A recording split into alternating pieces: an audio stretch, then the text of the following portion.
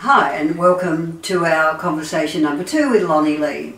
Last time, Lonnie, I believe we did talk about your early hits back in the 60s. So now we're going to fast forward 60 years and let's chat about an album called Light of Love, which I do know very well. And let's talk about some of the self-penned tracks that you recorded on that, and I believe you recorded that in Nashville. Can you elaborate a little on that, please? Well, it was a good session actually. I was really looking forward to it, but unfortunately, the original studio I was going to, Rick, was a fantastic studio, and unfortunately he had a death in the family, and that was we had to cancel it. So within a matter of a couple of hours, we had to find another studio. And that's not easy to do if you're looking for a good studio in Nashville, because they're booked up for so far ahead, you know. Anyway, we found a studio, and a guy called Skip Mitchell. Now, Skip was with the Oak Ridge Boys for many, many years, like 25 years, and a great guitar player and a great engineer. And he had this wonderful studio out in Hendersonville, which happened to be the area, the little town that I lived in when I was in Nashville. Anyway, we got to the studio, and all the guys started turning up, and these were guys. Let me tell you, these were some of the very, very top musicians in Nashville, what they call the A-list musicians. There's quite a few. There's maybe 30 altogether, but these were some of them, and they included a guy called Bob Babbitt. Bob Babbitt was a bass player, and not a bass player. He was the bass player. He was with the Funk Brothers, or with Motown, for many, many, many, many years. Virtually everything that came out of Motown after Jameson left, he was on it. He redid all the stuff for Elton John. He redid stuff for Sting. He was on all the major records. That when they redid them, he'd go into the studio and he'd put on new bass. He was an amazing bass player.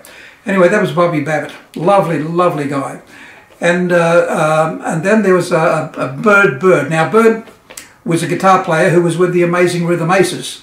He had been around for years and years and was really, really well known in studios. He had such a lovely, tasteful way of playing guitar. He wouldn't overplay. He'd play just every now and then. He'd play just like the typical Nashville musos. They don't overplay. If anything, they underplay. You know, they like answer vocals, and they're wonderful. Anyway, he was there. He did a wonderful job as well. And then we had a guy, I forget his name actually. I think it was Barry. He was the guitar keyboard player for Shania Twain, and he was magic. This guy, somehow he'd cross his hands and he'd be doing things up here with a sustained sort of organ violin sound here, and then over here he'd be playing stuff. It was quite amazing to see this guy, and there was into perfection like you wouldn't believe. Nothing like the musos here, and I've recorded for 60 years here in Australia, and it was never nothing like this. And then we had Ed Green on drums. Now, Ed was very, very famous. He was with Santana for many, many years, and one of the top session drummers out in Los Angeles. And he had just quite recently gone to Nashville, and so he was really, really looked after and looked up there as one of the top drummers in Nashville. So that was the core there, with Skip Mitchell doing the engineering, and then on top of that, later on, was my buddy, my best friend, Wayne Jackson, who came and put the horns on. So he played a cornet, and he played a trumpet, and then he played a trombone. And so this session was just wonderful. I had a lovely, lovely time with it. It was just I guess in a way, one of the highlights of my recording ever. The songs that we did, the two of the songs we did in this particular session, this particular one I'm talking about, was we did 3 songs. We did one was like a song that I did for an Australian blues writer. She's a great writer and a great act, a girl called Lil Fee, L-I-L, Fee, F-I. And she was tremendous around all the blues festivals and that a few years ago. And she wrote some great songs, a very clever girl.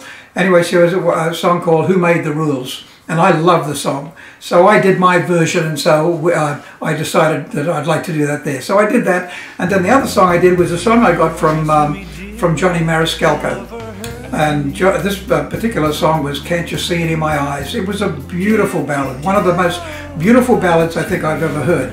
And I just absolutely adored singing it and adored the words. It was a very, very emotional, sensitive song. Anyway, so we recorded that, and then the other song that we recorded was a thing that Wayne Jackson, my buddy, wrote, and it was called "Best Friends."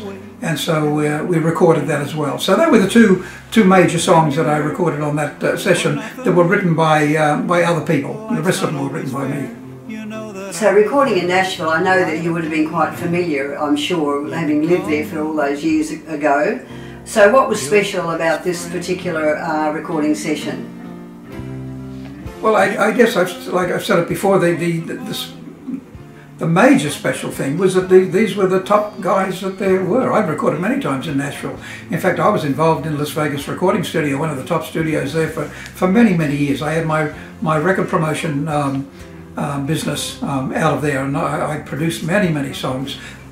Excuse me, recorded many people. Merle Haggard recorded one of his top platinum songs there, and many others recorded. So it wasn't so much a normal session. It was just, in a way, it was electric, and yet at the same time, it was quite strange. It was like a paradox, because at the same time, while it was electric or electrifying, it was very passive, because these guys, they'd never heard these songs before. I just turned up with these songs and played the songwriters singing them, and me singing them and explaining what I'd like to do, and within a couple of takes each song, they just nailed it perfectly.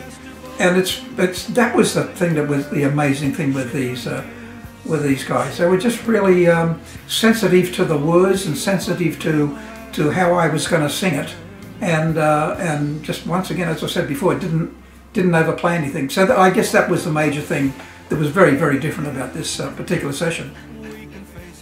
Right, okay. What about the other songs on the album, the ones that you wrote? I think there were like maybe 4 or 5. Maybe just chat about those if you would. Well, the other songs that I wrote were, there was quite a few of them. In fact, I think I've got 12 or 14 songs on that particular album. And I went through a stage somehow when I was about to do this album. I wanted to do an album that was had ballads in it. There was mainly ballads, and so that's how I started writing this particular writing this album. And there were a couple of songs there that were sort of quite personal to me, and other songs there that I wrote not just for myself, but I wrote for lots and lots of other people out there that would be experiencing some of the things that these songs spoke about. One of the songs was called "The Letter," and it was about if you had a loved one, more especially a wife or a husband, or that sort of lover, and that they passed away. Right. And so you're spending your time at nights pining over this loneliness, and you go through the box of letters and cards and birthday cards, Christmas cards, and all those sorts of things that you've collected over the years. And you go through these things, and you're reading all the lines of the letters of the loved one who's passed. And so that's what this song was about. It was very touching. I'd never experienced what I'd written about, but I know that so many people had, and that maybe one day I would. And so that's why I wrote that song. There was another song I wrote that was about, specifically about my wife, meeting my wife. I met her in Hobart, and a friend of mine, Barry Pilkington, who was a big star, Tasmania's big rock and roll star. He gave me a welcome there at his house, and he invited a bunch of people there, different people from show business and whatever. And of course this lady turns up, and we got together, we had this chemistry and all that sort of stuff, and This lady, of course, was called Suzanne, who's the lady who's asking me all these questions now. And anyway, that was her. So I wrote this song. It's called A Long, Long Time. And it was a song about meeting her, how I met her, and that even then I thought, which is 40 years ago now, I thought that our love would last a long, long time. And so that was that particular song there. And there were a couple of other songs that I wrote about her as well, all songs that would push me into that sort of direction. And then another one of the songs which is dear to me is a very simple little song. And it's called Guiding Light. And in a way it could be looked at from two angles. One, it can be looked at from a loving angle, someone singing to their loved one and saying that you're the reason that I sleep at night, you're the reason you give me peace in my life, and I love you and you're my guiding light. And that's a typical thing that most people who are in love or have experienced love, they say that about their loved one, and maybe not even the loved one from that point of view, maybe even a child who's helped them or someone, a friend has helped them.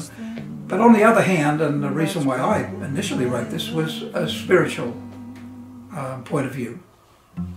If you happen to follow any religion, doesn't matter what it is, even if it's not a religion, a spirit has spiritual guidance from somewhere or someone or something, then you would feel maybe these same things that this particular song speaks of, and that is that you are my guiding light that have helped me through life and still do, and that's why I can peacefully sleep at night and live my life through there. So that was that particular song.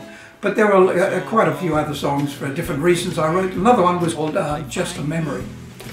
And this particular song was quite emotional for me, because many of you would know I'm from the country and from a sheep station where my grandparents started many years ago, and my father was involved, and before that my uncle he also managed the place, and my cousins lived on there, so it was like a real family thing, and I spent much of my years there, young and also older, and then I went to America and went to England and sort of went away, and I was in a way, my father wanted me to take over from him and manage the thing when he retired, and carried it on through the family. However, I'd chosen a different life, a show business life, and so that wasn't to be.